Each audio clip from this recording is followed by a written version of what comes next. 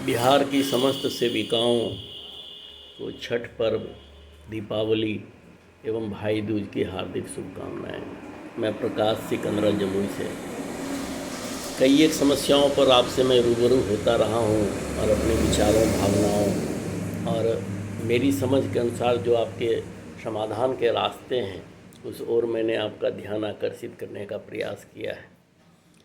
कई सालों से लगातार मैंने सेविकाओं की समस्याओं का गंभीर अध्ययन किया है और जहाँ तक मेरी समझ है, मैं यह मानता हूँ कि अभी तक किसी भी सेविका संगठन के द्वारा इसके अस्थायी निदान के लिए कोई ठोस प्रयास नहीं किया गया। परेशानी यहाँ है कि हम अपनी मूल समस्या ही नहीं समझ पा रहे हैं या सेविकाओं को समझा पाने में अक्षम हो रहे हैं। हमारी मूल समस्या यह नहीं है कि हमारा मानदेय या अतिरिक्त मानदेय कितना होना चाहिए, क्यों होना चाहिए, हमें मोबाइल की सुविधा मिलनी चाहिए या न मिलनी चाहिए, से सुपरवाइज़रों के द्वारा हमको कैसे तंगो तबाह किया जाता है, या फिर ऑफिस के द्वारा हम जो प्रताड़ना के शिकार होते हैं उसका क्या विकल्प हो सकता है। मोबाइल की खराबी, कार्य का अत्यधिक बोझ सेविकाओं को थका सा देता है, लेकिन हम अपनी मूल समस्या को समझ नहीं पा रहे हैं। दुर्भाग्यवश बिहार में जितने भी सेविका संगठन हैं उन लोगों ने सिर्फ और सिर्फ सेविकाओं को छलने का काम किया। वाकई स्थिति, सच्चाई यही है कि आंगनवाड़ी के जितने भी संगठन हैं किसी न किसी रूप से किसी राजनीतिक दल से जुड़े हुए हैं, जिसके कारण उनकी मंशा आपकी समस्या के समाधान की नहीं है। उनको अपने दलीय प्रतिबद्धता के कारण उनके साथ उनके दिशा निर्देशों के अनुरूप चलना पड़ता है और सच यही है जिसके कारण हम लोग कभी भी अपना सही निदान नहीं पा रहे हैं। यह तय है कि बिहार या भारत में हर दल, राजनीतिक दल कभी न कभी किसी न किसी रूप में सत्ता में भागीदार या उसका सूत्रधार रहा है। विपक्ष में रहते हुए जो दल हमारी समस्याओं के समाधान का पूर्ण वादा करते हैं, वही सत्ता में आते हैं वो भूल जाते हैं कि सेविकाओं की मूल समस्या क्या है। आप कल्पना कर सकते हैं कितनी भयावह स्थिति है कि जो सेविका 8 से 12 घंटे काम करती है और कभी कभी रात में जग के भी, नेटवर्क के अभाव के कारण रात में जग के भी अपनी ड्यूटी पूरी करती हैं, उन लोगों के पारिश्रमिक के लिए, उचित पारिश्रमिक के लिए सरकार नित नए बहाने बनाती है और उसका एक रटाया सा जवाब आता है कि आंगनबाड़ी सेविका एक स्वैच्छिक कार्यकर्ता हैं, अल्पकालिक मजदूर हैं, जिसके कारण इनके मानदेय बढ़ोतरी पर विचार नहीं किया जा सकता। ये बात कोई मौखिक नहीं है, लोकसभा में प्रश्नोत्तर में भी ये बात सामने आई है और विधानसभा में भी यही बात सामने आती है कि आंगनबाड़ी सेविका पूर्णकालिक मजदूर नहीं है, अल्पकालिक सेवा देती है। जबकि सच्चाई आप खुद जानते हैं, आप काम करते हैं, आपको पता है कि हम कितने घंटे काम कर रहे हैं, कौन कौन से काम कर रहे हैं। बिना यात्रा भत्ते के हम कार्यालय का चक्कर लगाते हैं, कोई हमको कंटीजेंसी नहीं मिलती है, लेकिन सारे प्रपत्रों को फोटो स्टेट कराना, उनको भर के समय देना, ये मेरी महती जिम्मेदारी बन जाती है, सेविकाओं की जिम्मेदारी बन जाती है। इसकी ओर ध्यान कहाँ। लेकिन मूल समस्या क्या है, इस बात को सोचना पड़ेगा। हमारी मूल समस्या यह नहीं है कि हमारा मानदेय कितना होना चाहिए। हमारी मूल समस्या ये है सर्वप्रथम कि हम ये बात साबित कर सकें या सरकार इस बात को माने कि हम एक पूर्णकालिक मजदूर हैं और पूर्णकालिक ही नहीं, एक दक्ष मजदूर हैं। दक्ष मजदूर के रूप में हमारी सेवा को जब तक स्वीकृति प्रदान नहीं की जाएगी, जो केंद्र सरकार का काम है, तब तक हमें उचित मजदूरी की आस करना व्यर्थ है। और हमें यह जानकर बहुत हैरानी होती है कि इस ओर किसी भी सेविका संगठन का, जो काफ़ी लंबे अरसे से बिहार की सेविकाओं या देश की सेविकाओं का ध्यान आकर्षित करने का प्रयास करते हैं, कुछ चंदा लेकर, कहीं धरना प्रदर्शन देके कुछ प्राप्त करा लेना ही अपना कार्य का तीसरी समझते हैं।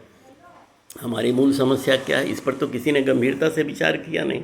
हमारी मूल समस्या ये है कि हम किस प्रकार से, चाहे भारत सरकार से या केंद्र कोर्ट से, जहाँ से भी हमको ये न्याय मिलना चाहिए कि सबसे पहले तो हमको एक पूर्णकालिक मजदूर का दर्जा मिले, जो हम हैं। हम 8 घंटे से ज़्यादा की ड्यूटी करते हैं। बिहार सरकार का यदि निकाल के देखा जाए आदेश, तो उसमें 4 घंटे का जो केंद्र संचालन है उसमें आधे घंटे पूर्व और आधे घंटे पश्चात सेविकाओं की उपस्थिति अनिवार्य है। इस प्रकार कुल 5 घंटे तो हम केंद्र पर काम करते हैं। उसके बाद जब हम परिभ्रमण करते हैं, गृह भ्रमण करते हैं या अन्य कार्य करते हैं, तो उस कार्य में भी हमको 2 घंटे लगते हैं। जितने भी तरह के प्रपत्र हैं या जितने तरह के हम डिजिटली काम कर रहे हैं, उसके लिए भी हमें काफ़ी समय देना पड़ता है। और कुल मिला जुला कर हम 8 घंटे से 12 घंटे का काम करते हैं, लेकिन हमको इसकी सरकार से मान्यता नहीं मिलती है, जिस कारण हमको उचित मजदूरी नहीं मिलती है। आपको जानकर यह हैरानी होगी, यदि हम पूर्णकालिक और दक्ष मजदूर बने तो उसकी न्यूनतम उसका मानदेय जो है 26,900 होता है। क्या आप सेविका इसके लिए तैयार न हैं? क्या आप इसके उपयुक्त नहीं हैं? क्या आप उतना काम नहीं करती हैं? आप करती हैं और इसके लिए आपको लड़ना पड़ेगा। आप जब तक अपनी बात न्यायालय में या भारत सरकार के पास जाकर नहीं कह सकते हैं, प्रमाणित नहीं कर सकते हैं कि हम 8 घंटे से ज़्यादा का मजदूर हैं, हम पूर्णकालिक मजदूर का दर्जा हमें मिलना चाहिए, और पूर्णकालिक ही नहीं उसके साथ दक्ष मजदूर का भी दर्जा हमको मिलना चाहिए, तब तक आपको 26,900 रुपया कभी भी प्राप्त नहीं होगा। आप कंकड़ बाग, गर्दनी बाग में जहाँ धरना दे लीजिए, 1,500 की बढ़ोतरी से आपका गरज आज तक नहीं चल रहा है। और यही यहाँ के सेविका संगठन का सच्चाई है। आप ये समझिए कि आप 45 साल से आंगनवाड़ी सेविका का प्रोजेक्ट के रूप में चल रहा है। 45 साल की लंबी सेवा अवधि के बाद भी सिर्फ आपको 4,500 रुपया केंद्र सरकार मानदेय देती है। अन्य राज्य सरकारें, बिहार समेत जितनी भी राज्य सरकारें हैं, अपने अपने स्तर से 1,500, 2,000 जिसकी जितनी क्षमता होती है या जिसको जितनी मानदेय के रूप में देना चाहते हैं, आपकी लड़ाई के कारण बाध्य होकर जो कुछ देते हैं, एक रोटी के टुकड़े भीख के स्वरूप आपको फेंक कर दे दिया जाता है। आप उसी में संतुष्ट हो जाते हैं। आपके जो संगठन हैं जो इसके लायक आपको संघर्ष के लिए आगे बढ़ाते हैं, जब आप संघर्ष के रास्ते पर होते हैं तब वो पीछे दुम दबा कर भाग जाते हैं। और आपको कुछ प्राप्त होने के बाद अपनी रंग अबीर गुलाल लगाकर जब कहते हैं कि हमने आपको दिखाया, आप ये कल्पना कर सकते हैं कि पिछले बार बिहार में 3 महीने के लगभग हड़ताल हुआ था। उस हड़ताल में क्या हासिल हुआ? हड़ताल के बाद जब सरकार ने कड़ा रुख अपनाया और लोगों की छटनी प्रारंभ हुई, सारे नेता भूमिगत हो गए थे। आप याद कर सकते हैं कितने से नेतागण आपके साथ मंत्री से, मुख्यमंत्री से मिलने की किसने जुर्रत की थी?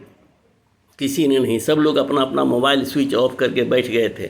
जब सरकार छटनी कर रही थी तब सारे नेतागण जो किसी भी राजनीतिक दल से हो, मैं सभी को ये चुनौती देता हूं कि किसी ने भी मुख्यमंत्री या संबंधित मंत्री से मिलने की जहमत नहीं उठाई थी।